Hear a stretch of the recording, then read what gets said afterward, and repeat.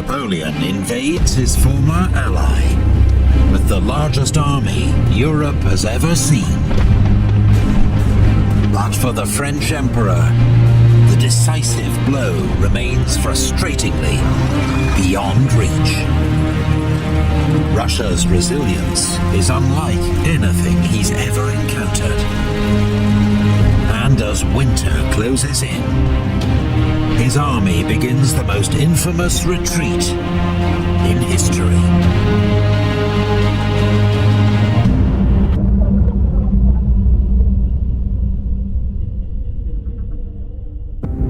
In 1807, following his defeat of the Russian army at Friedland, Napoleon had travelled to Tilsit to meet the Russian Emperor Alexander. During their celebrated encounter, the two emperors formed a friendship and made an alliance. But it was not to last. Over the next 5 years, relations between France and Russia cooled dramatically. The Russians were irritated by Napoleon's creation of a Duchy of Warsaw in Poland, which they regarded as meddling in their own front yard. They feared it would lead to the return of a fully fledged Polish state, a traditional thorn in Russia's side. Then there was Napoleon's offer to marry Alexander's sister, Grand Duchess Anna Pavlovna, to cement their alliance. But the Romanovs hated the idea, and after a year of Russian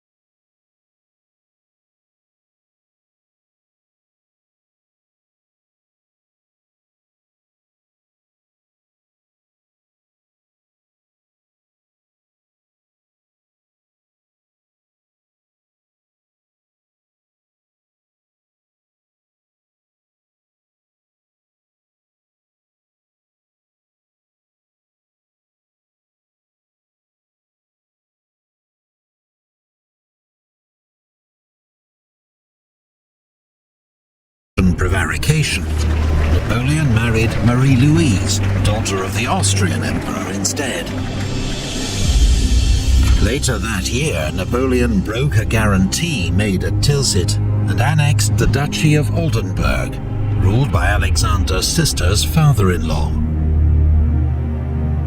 Worst of all was the fallout over the continental system, Napoleon's not very effective economic blockade against Britain, designed to cripple his most steadfast enemy. Alexander had agreed to join the continental system at Tilsit. But it was hugely unpopular in Russia and ruinous to her finances during a period of economic crisis. When Napoleon found out that Russia was flouting the rules of the system and had resumed an illicit trade with Britain, he was furious. With both emperors accusing the other of bad faith, their two countries began preparing for war. This video is sponsored by Cinder Block Publishing and the new historical fiction novel Terribilita by Ben Wyckoff Shaw. It tells the dramatic story of a family caught in the turbulent tides of 19th century Italian history. The patriarch, a hero of the Italian Risorgimento, who served with Garibaldi. His son, whose act of political defiance brings disaster crashing down on his family. A grandson who seeks refuge and anonymity amid the last great age of sail. This fast-paced story is crammed with great historical characters and events. From Italy's brutal and forgotten empire building in East Africa to the devastating Battle of Solferino, where Napoleon III tried to recapture his uncle's glory with his own Italian campaign that ended in slaughter. The bloodshed so shocked a young Swiss observer, Henri Dunant, one of many historical figures that we meet in the novel, that he went on to found the International Committee for the Red Cross. This new novel is a perfect read for any history fan and has been getting great reviews. Terribilita is available now in paperback, ebook and audiobook. Thank you to Terribilita and Cinder Block Publishing for sponsoring this video.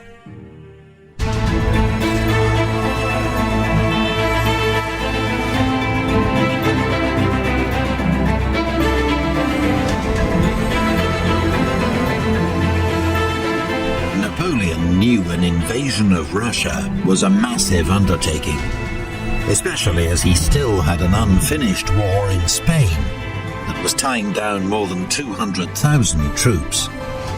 Nevertheless, in 1811 he began to assemble the largest army Europe had ever seen, around 600,000 men, though less than half of them were French. The rest came from allied states across Europe. There was a Polish corps from the Duchy of Warsaw, led by Prince Poniatowski, a corps from each of the German kingdoms of Saxony, Westphalia and Bavaria, from the Kingdom of Italy, as well as Swiss, Dutch, Croat, Spanish and Portuguese units scattered throughout the army. There were even contingents from Prussia and Austria, France's recent enemies, now uneasy allies. Some of these allied troops, such as the Poles and Germans, were as reliable as their French counterparts. Others were very inexperienced, or, like the Prussians and Austrians, reluctant to be there at all. This gigantic formation was deployed in 3 armies. The main force under Napoleon himself, another led by his stepson Eugene, and a third led by his younger brother Jerome, King of Westphalia. Neither of these two were experienced commanders. Though one would distinguish himself on campaign, the other would not. On their left flank, Marshal MacDonald led 10th Corps with a large Prussian contingent, while the right flank was guarded by General Schwarzenberg's Austrian Corps. Another 100,000 troops were in reserve, including Marshal Victor's 9th Corps. Initially, the Russians only had 220,000 men to face this juggernaut, organized into Barclay de Tolly's First Army, Prince Bagration's Second Army, and General Tomasov's Third Army. They would be outnumbered 2-1. But in the run-up to war, Russia scored 2 crucial diplomatic triumphs. Sweden had been at war with Russia just 3 years earlier, a conflict which cost her Finland. By a curious turn of events, Sweden was now ruled by Napoleon's ex-marshal Bernadotte. But after Napoleon occupied Swedish Pomerania without warning, a furious Bernadotte promised Russia that Sweden would remain neutral. Meanwhile, a peace treaty with the Ottoman Empire ended Russia's 6-year war against its southern rival. These two agreements secured Russia's flanks from any strategic threat and freed up troops to face Napoleon's invasion.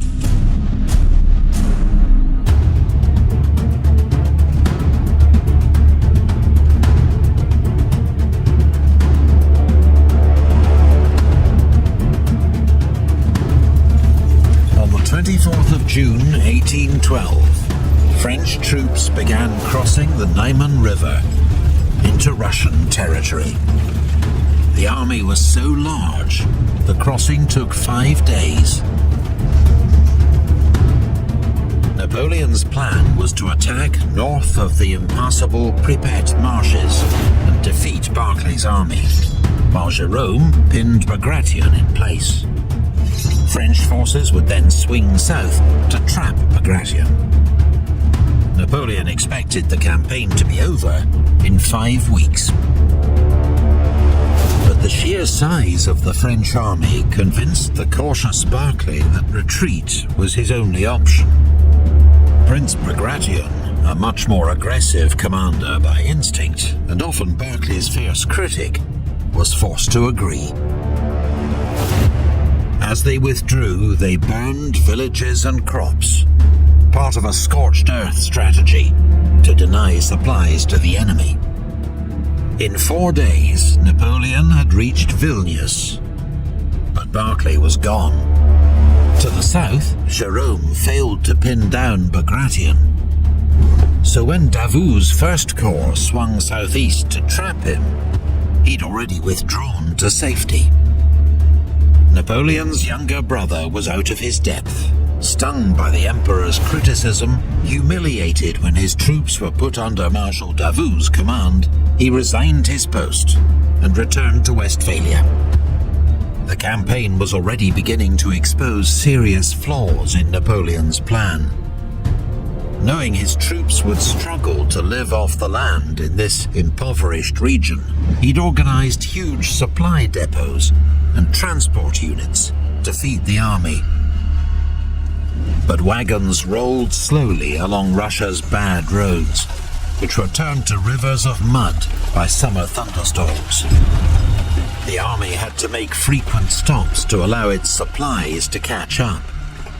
Bad news for Napoleon's plan to catch the Russians, but a much-needed relief for the many thousands of young conscripts in his army, not used to hard marches day after day. Many were soon dropping out with exhaustion. Others deserted. There were also huge problems of command and control over a vast multinational army that was 3 times bigger than any Napoleon had commanded before. La Grande Armée, once famed for its speed of maneuver, had become a lumbering beast. After a pause to rest and regroup at Vilnius, Napoleon resumed his advance. Barclay continued his retreat to Vitebsk, where he hoped Bagration's Second Army would be able to join him. But Davout blocked Bagration's path at Saltanovka, forcing him to make for Smolensk instead. At Vitebsk, Napoleon clashed with Barclay's rearguard, but once more the Russians escaped, after setting fire to all the stores they couldn't take with them. Meanwhile, 300 miles away, on Napoleon's southern flank, Russian Third Army attacked and defeated the Saxon Seventh Corps, forcing Napoleon to divert Schwarzenberg's Austrian Corps to their aid. By the end of July, Napoleon had advanced 250 miles into Russia, much further than he'd planned. and the long marches in extreme summer heat continued to take a heavy toll on his men. Without fighting a major battle, the army had already suffered 20% casualties from exhaustion and illness, particularly typhus and dysentery. The army had entered Russia with 250,000 horses, but they were now dying at a rate of 1,000 every day from exhaustion and lack of fodder. It wasn't just cavalry horses that were dying, but the very horses that were supposed to haul the army's transport wagons, making a bad situation worse. This crisis in horsepower came just as the French light cavalry, Napoleon's eyes and ears, met their match in Russia's Cossacks.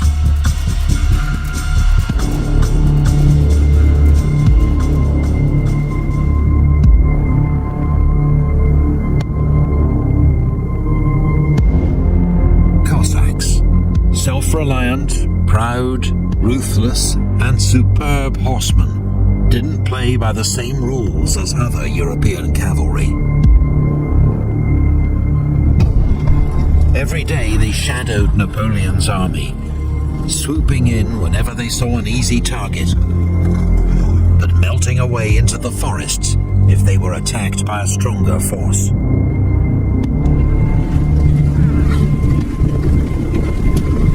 Cossacks, as well as Russian partisans, made hit-and-run attacks on French supply lines and depots, forcing Napoleon to divert thousands of troops to their defense.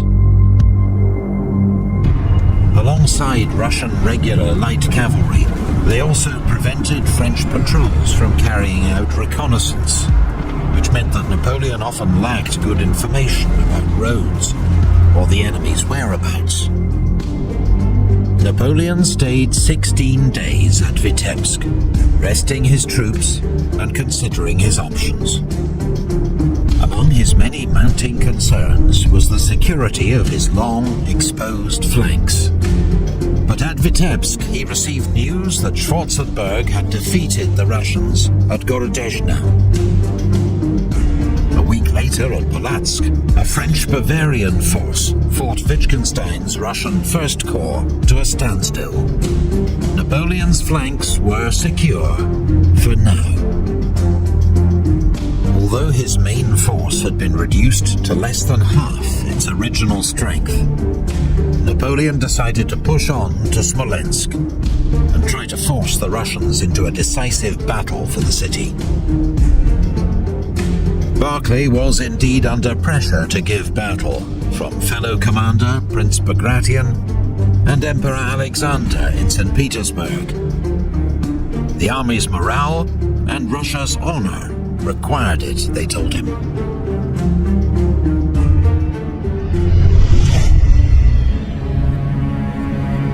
With the First and Second Russian armies finally linking up near Smolensk, Barclay decided to attack Napoleon's army, which he believed was concentrated around Rudnya. The offensive was led by General Platov's Cossacks, who surprised a French cavalry division at Inkovo.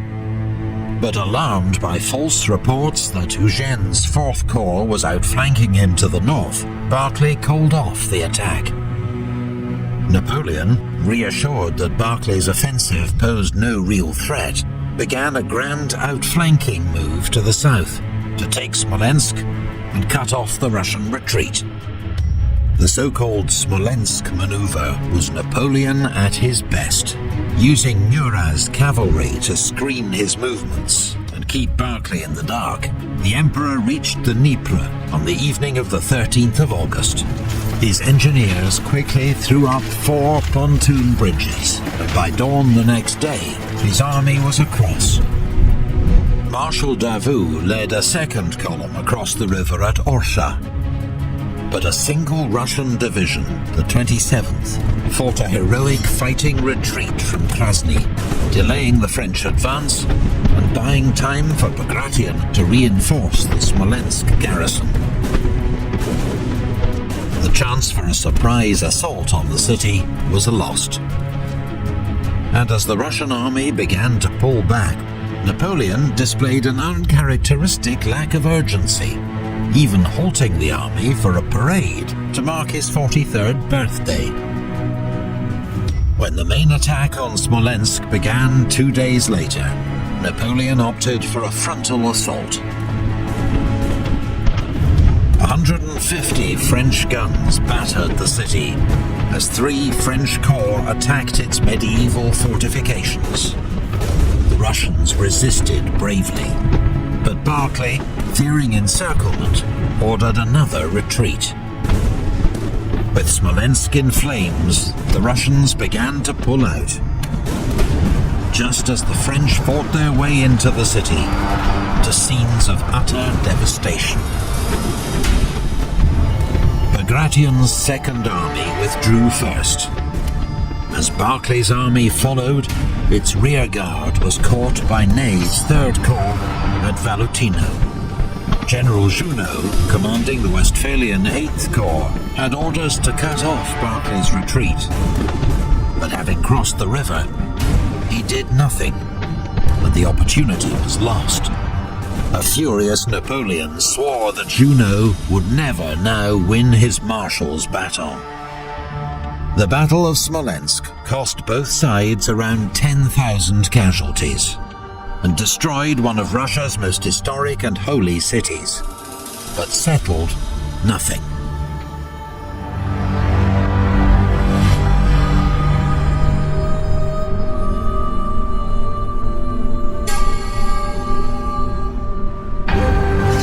After the missed chance to defeat the Russians at Smolensk, Napoleon paused once more to consider his options. His men were weary and far from home, and it was already late in the campaigning season. He considered sitting out the Russian winter at Smolensk and resuming the campaign in 1813. But now he was just 230 miles from Moscow. A century earlier, Peter the Great had moved Russia's capital to St. Petersburg, but Moscow remained its historic and spiritual heart, a prize for which the Russians had to fight.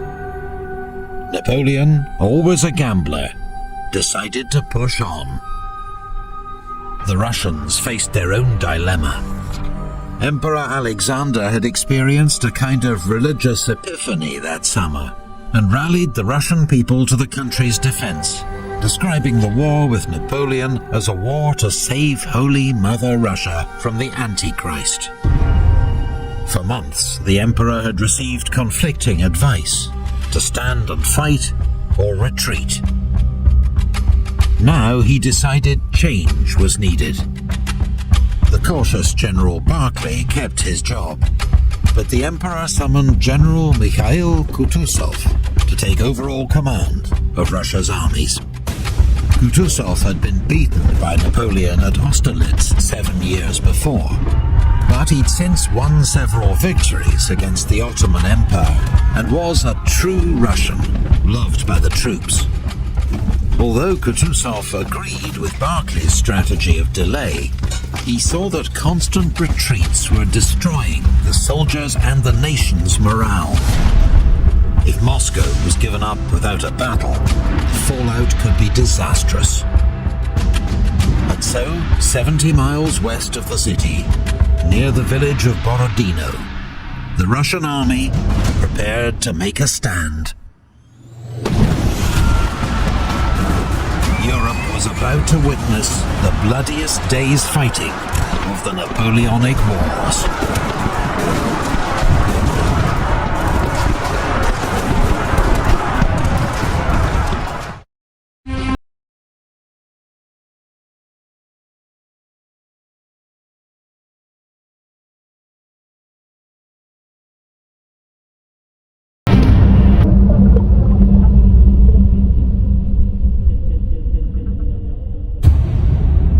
September 1812.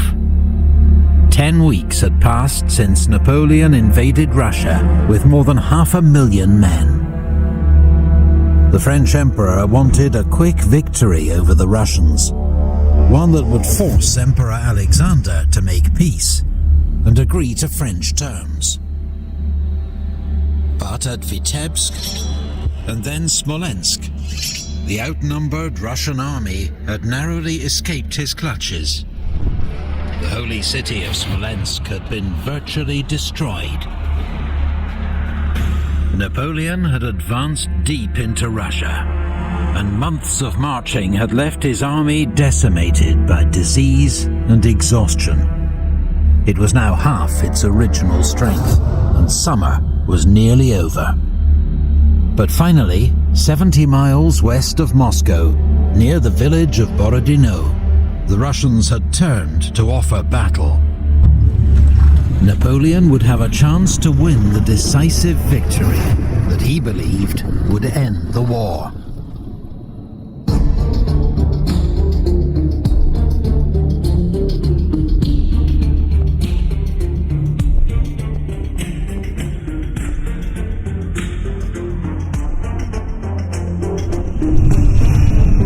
Russian army, commanded by the 67-year-old, one-eyed veteran General Kutuzov, occupied a defensive position across the two main roads leading from Smolensk to Moscow.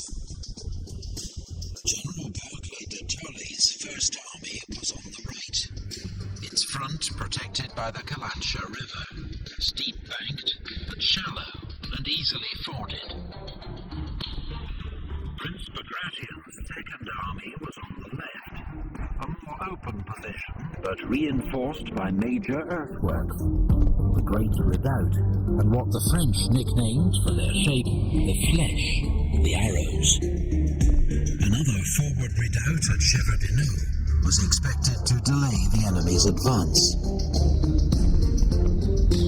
Historians still dispute the size of the Russian army, but it's likely Kutuzov had around 121,000 men and 680 guns at Borodino. On the 5th of September, Napoleon's army began to arrive from the west. Around 130,000 men and 585 guns. Napoleon quickly saw that the Shevardino redoubt would have to be taken before he could deploy his army, and ordered an immediate assault. The attack was led by Compan's 5th Division of the 1st Corps, supported by the Polish 5th Corps to the south. In several hours of heavy fighting, the redoubt changed hands more than once. But late that evening, the Russians finally withdrew to their main line, and the redoubt fell to the French. Its capture had cost them an estimated 4,000 casualties, while the Russians lost around 6,000 men. Napoleon noted how few prisoners were taken, a worrying sign of the enemy's unbroken resolve. Both sides spent the next day preparing for battle.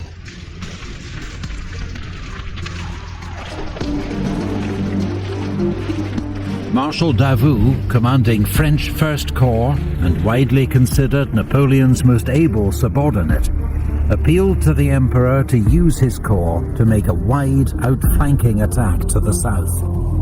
But Napoleon dismissed the idea as too risky, and instead began preparing for a massive frontal assault on the Russian defenses.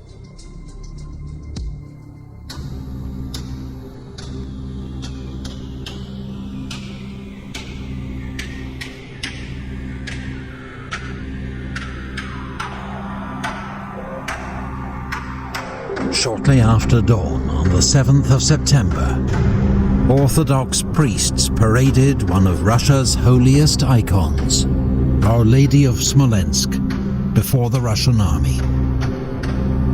It was a stirring sight for many devout Russian soldiers, thousands of whom would not live to see dusk.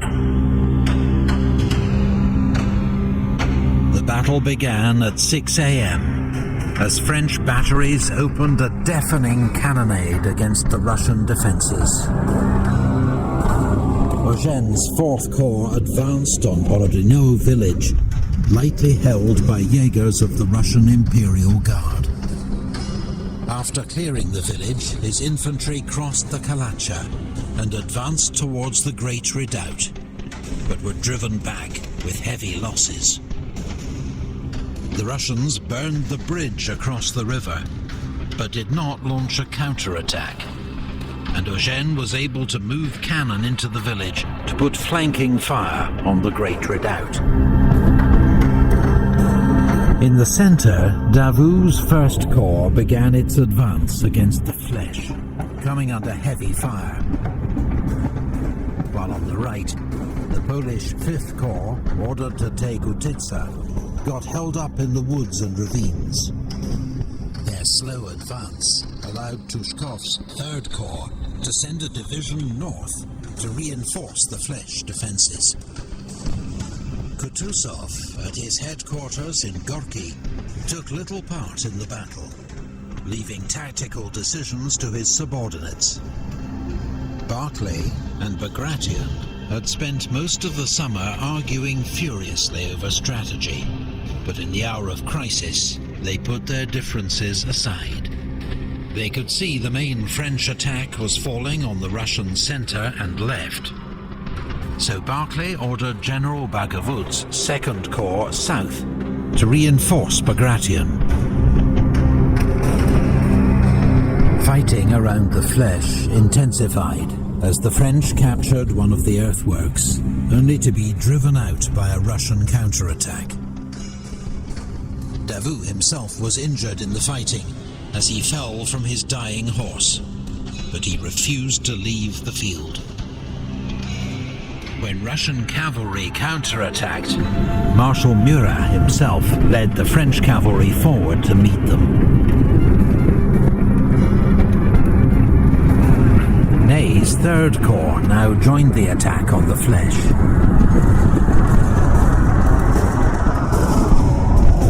A charge by Russian cuirassiers forced Murat to take shelter in a square of Württemberg infantry. Murat, with his flamboyant dress and reckless courage, had now even made a name for himself among the Russians. The Cossacks in particular saw him as a kindred spirit and were eager to capture him alive if they could. To the south, Polish troops now took Utitsa, which the Russians set ablaze before withdrawing. But General Bagavut's reinforcements arrived just in time to shore up the Russian flank. Around 10 a.m, Eugene launched another attack on the Great Redoubt. It was briefly captured by Moran's 1st Division, before his men were thrown out by a ferocious Russian counterattack.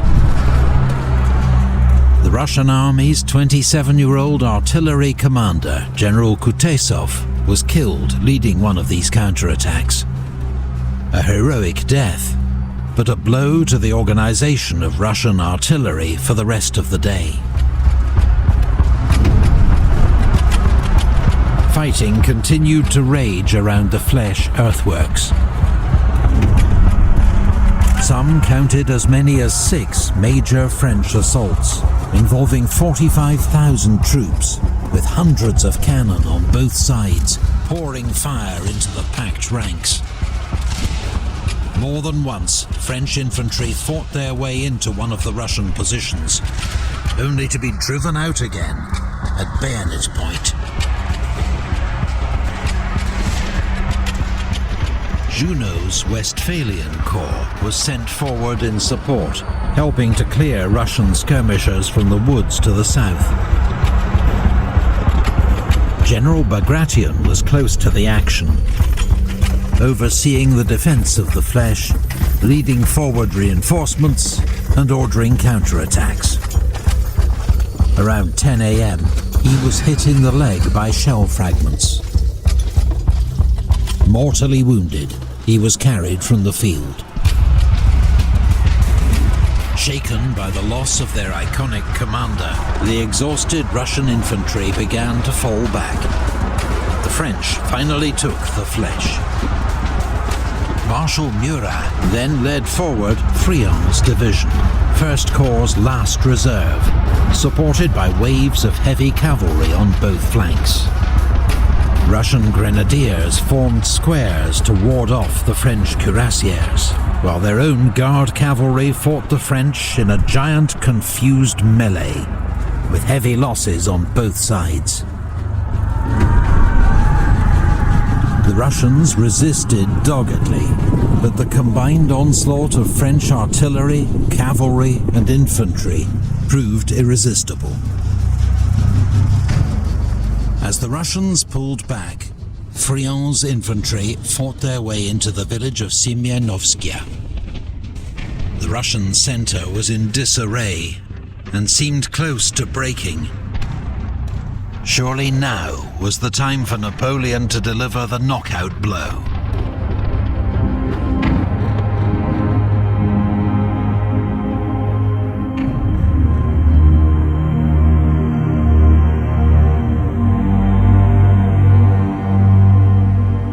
For most of the day, Napoleon remained at his headquarters near Shevardino. Those around him later said that illness, as well as the exertions of the long campaign, had left him tired and irritable. As the Russian center buckled, Murat and his staff urged him to send forward his last reserve, the Imperial Guard. The Emperor refused. "If there is another battle tomorrow," he asked them, "where is my army?" But he did make one exception. Barclay was continuing to move troops from his unengaged right wing to bolster the center. As Osterman Tolstoy's 4th Corps arrived behind the Russian center, French observers feared they were massing for an attack. So Napoleon ordered forward General Sorbier's Guard artillery.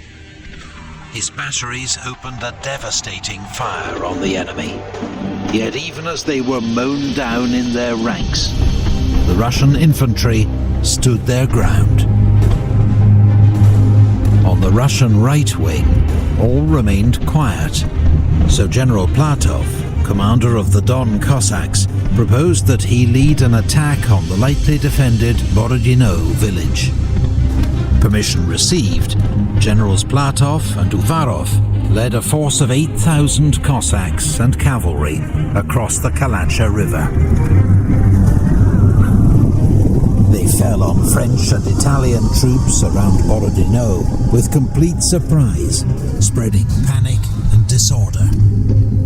Grouchy's 3rd Cavalry Corps had to be pulled back across the river to drive off the Russians.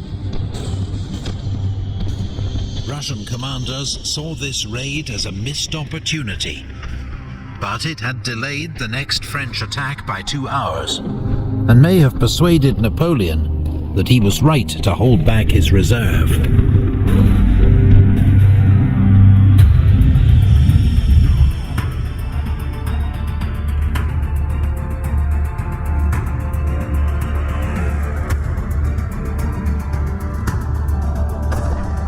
Around 3 p.m, the French launched their biggest assault yet on the Great Redoubt. Russian gunners targeted the French infantry advancing to their front, allowing French cavalry to outflank the redoubt and charge it from the rear. Saxon cavalry were first in, cutting down Russian infantry and gunners almost to the last man. It was an astonishing feat by the horsemen, against all the rules of war, and testament to the ferocity of the fighting. As Eugene's infantry consolidated their hold on the redoubt, he ordered forward all the available cavalry to exploit this success. But they were met and checked by the last Russian cavalry reserves. Eugene now